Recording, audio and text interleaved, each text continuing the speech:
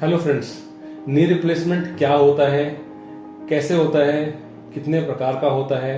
अगर आपको इन सब सवालों के जवाब चाहिए तो इस वीडियो को पूरा अंत तक देखें। ये वीडियो बहुत इन्फॉर्मेटिव है, आपको सारे क्वेश्चंस के आंसर अपने इसी वीडियो में मिलेंगे। आइए इस मॉडल पे हम देखते हैं कि नी रिप्लेसमेंट क्या होता है। सो देखिए, नी रिप्लेसमेंट बेसिकली क्या होता है कि ये एक हमारी जो थाई बोन होती है उस पर हमने एक कैप लगाई है, जो हमारी टिबिया बोन होती है उस पर हमने एक कैप लगाई है, और बीच में हमने एक प्लास्टिक की कुशन जो हमारी मेनिस्कस होती है उसको रिप्लेस करने के लिए हमने प्लास्टिक की कुशन लगाई है। इसको हम बेसिकली नी रिप्लेसमेंट बोलते हैं। इसके अंदर हमारा पूरा मूवमेंट हम इस पे करते हैं। अब ये कितने प्रकार का होता है?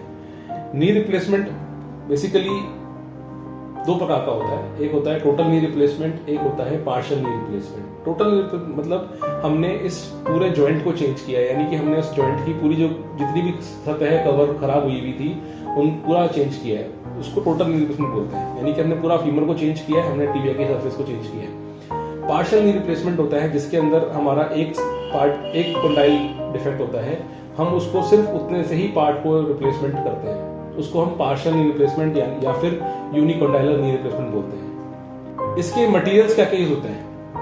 बेसिकली हमारे जो फीमर कंपोनेंट है और टिबिया कंपोनेंट है और जो प्लास्टिक का मैंने बताया कुशन होता है, ये कांस्टेंट प्रोपोजिशन है। अब इसके अंदर फर्क कहाँ आता है कि हमारा ये मटेरियल क्या क्या है या फिर इसका डिजाइन क्या है, उन्हीं पे इसकी कॉस्ट और उसी पे इसकी लाइफ डिसाइड होती है।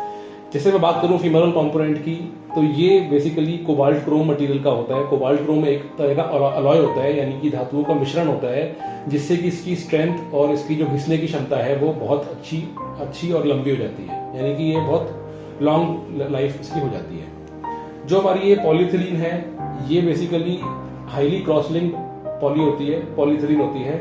इसके अंदर भी काफी सारी वैरायटी होती है, जैसे किसी में विटामिन ई इन्फ्यूज पॉली होती है, कोई ultra high molecular weight polythene होती है, कोई हाईली क्रॉस लिंक्ड पॉली होती है। तो ये अलग अलग तरह की पॉलीथिलीन होती है, जिससे इसकी लाइफ और इसकी जो डिग्रेडेबल जो क्वालिटी है वो डिसाइड होती है।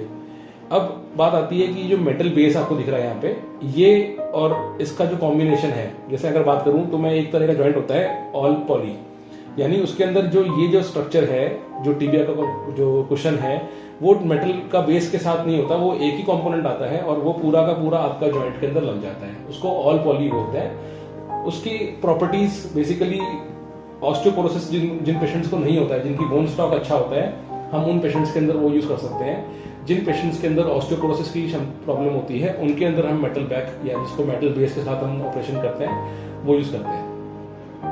इसका डिसीजन आपके डॉक्टर आपके एक्सरे को देख के, आपका डेक्सा स्कैन को देखकर ये डिसीजन लेंगे कि आपको जॉइंट कौन सा लगवाना चाहिए, आपकी एज कितनी है, आपकी एक्सपेक्टेशन कितनी है जॉइंट से, आपका डेली रूटीन कैसा है, क्या आप फिजिकल एक्टिविटी ज्यादा करने वाले हैं या आप सेडेंटरी लाइफ जीते हैं। ये सब क्वेश्चंस के आंसर्स के बाद अपने को ये डिसीजन लेना पड़ता है कि ये जॉइंट कौन सा लगवाना है।